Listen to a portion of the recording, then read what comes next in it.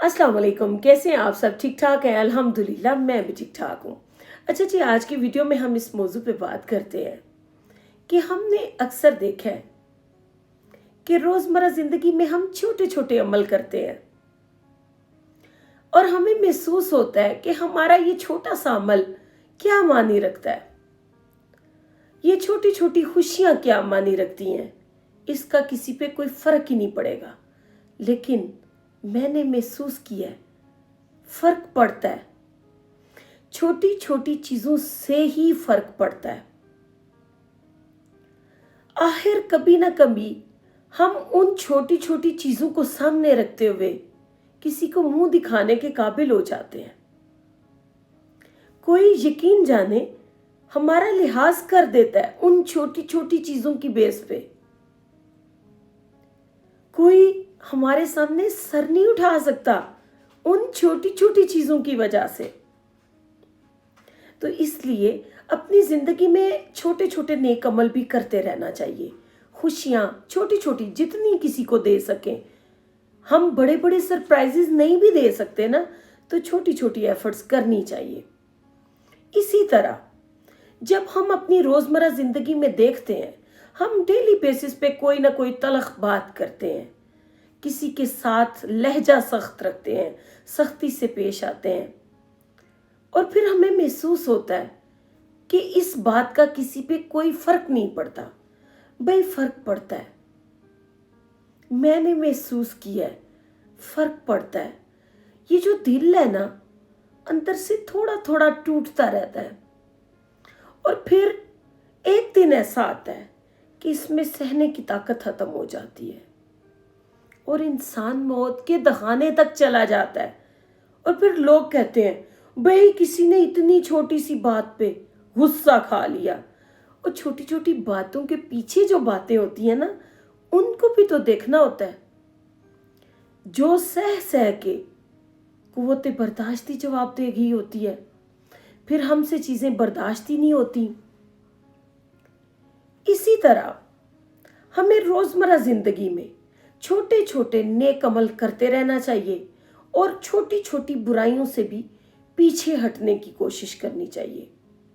अब मैं ये हमारे छोटे छोटे नेक अमल किस तरह हमारे लिए फायदेमंद होते हैं, आपको एक वाक़ये में बताऊंगी कि इसका हमारी जिंदगी पे असर कैसे पड़ता है। मैं ना एक दिन नमाज पढ़ने के लिए बैठी थी, लेकिन यूं ही टाल मटोल कर रही थी कि चलो आज नहीं पढ़ते, सोच ये रही थी। एक बार भी मैंने घर में ना ऐसे बात की सबके सामने कि मैंने अभी नमाज पढ़नी है, फिर मैं बैठ गई। फिर थोड़ी देर के बाद ना मेरे अब्बू कहते हैं कि बेटा तुमने नमाज पढ़नी थी, तुम उठ क्यों नहीं रही? तो मैंने कहा अच्छा पढ़ लेती हूँ, ये सब बैठे हुए हैं, मैं थोड़ी सी बिजी थी। तो वैसे भी ना नमाज में मेरा ध्यान कभी उधर चला जाता है, कभी उधर चला जाता है।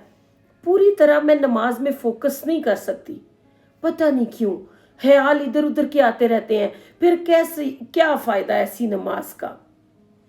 तो मेरे अब्बू कहते हैं उठो बेटा उठो, जल्दी करो, अभी उठ के अभी नमाज पढ़ो। भाई उसकी बारगाह में पेशी तो होगी ना, हाजिरी तो लगेगी। तो मैं हैरान हो गई, भाई ये हाजिरी से क्या फर्क पड़ेगा? तो उन्होंने कहा कि बेटा उसके हुक्म के मुताबिक उसके बारगाह में हाजिर होना जरूरी होता है, जिस तरह एक बच्चे का स्कूल में हाजिरी लगवाना जरूरी होता है।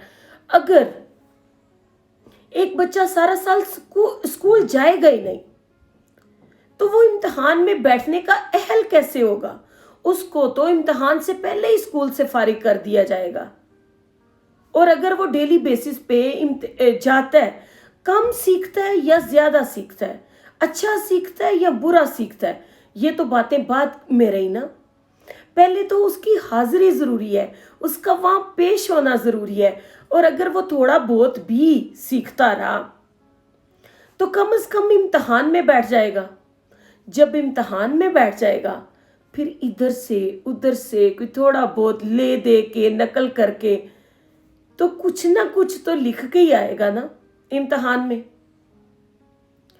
हो सकता है पास भी हो जाए, इधर उधर से एक्स्ट्रा नंबर भी मिल जाए, और हो सकता है अगर ना भी हो रहा हो ना, फेल भी होने वाला होगा, तो उसकी बारगाह में गिर जाना, उसके हजूर गिर जाएंगे हम, उसको कह देंगे कि ऐ अल्लाह, तुझे तेरी खुदाई का वास्ता हमें 33 नंबर दे दे, हम किसी को मुंह दिखाने के काबिल हो जाएंगे।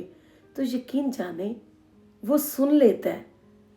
मेरे अब्बू कहने लगे कि बेटा वो बड़ा गफूर रहीम है, वो माफ कर देता है, वो पास कर देता है। इधर उधर से थोड़े नंबर मांगने भी पड़े ना तो गिड़गिड़ाना उसकी बारगाह में, उसके तरले मिन्नते करना, और वो पास कर देगा।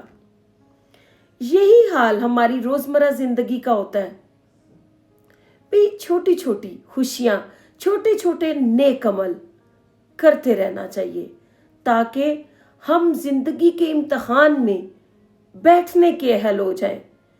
जब बैठ जाएंगे ना इम्तिहान में, तो फिर किसी ना किसी को तो हम पे तरस आएगा ही ना कोई तो हमारे लिए सोचेगा ही ना।